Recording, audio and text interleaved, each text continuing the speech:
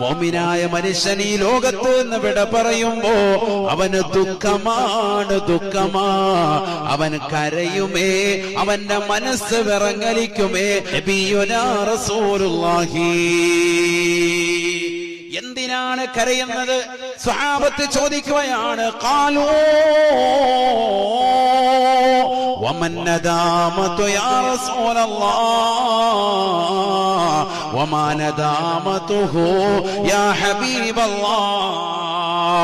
മുഅ്മിനായ മനുഷ്യൻ ഈ ലോകത്ത് നിന്ന് വിട പറയുമ്പോ എന്തിനാണ് അവൻ കരയുന്നത് റസൂലേ? എന്തിനാണ് അവൻ പ്രയാസപ്പെടുന്നത് റസൂലേ? അല്ലാഹുവിന്റെ റസൂൽ പറയുകയാണ്, അല്ലാ യസ്താദ, അവൻ ചെയ്തതാകുന്ന അമലുകളെ അവൻ ഖബറിലേക്ക് ചേർത്ത് നോക്കുമ്പോ ഖബറിലേതാകുന്ന ഹിസാബുകൾ നേരിടാൻ പ്രായോഗികമാണോ?